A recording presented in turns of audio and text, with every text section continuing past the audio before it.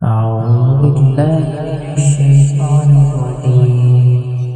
بسم الله الرحمن الرحيم. وكأين من آية في السماوات والأرض يمرون عليها وهم عنها معرضون وما يؤمن أكثرهم بالله إلا وهم مشركون أفأمنوا أن تأتيهم غاشية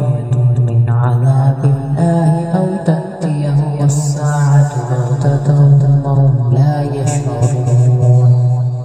قل هذه سبيلي أدعو إلى الله على بصيرة أنا ومن اتبعني وسبحان الله وما أنا من المشركين وما أرسلنا من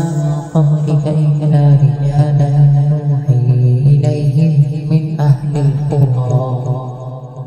أفلم يسيروا في الأرض فينظروا كيف كان عاقبة الذين من قبلهم ولدار الآخرة خير للذين اتقوا أفلا تعقلون حتى إذا استيأس الرسل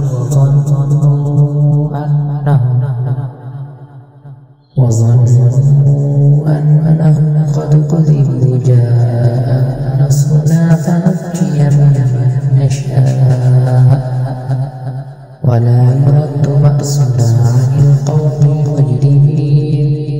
لقد كان في قصصهم عبرة لأولي الألباب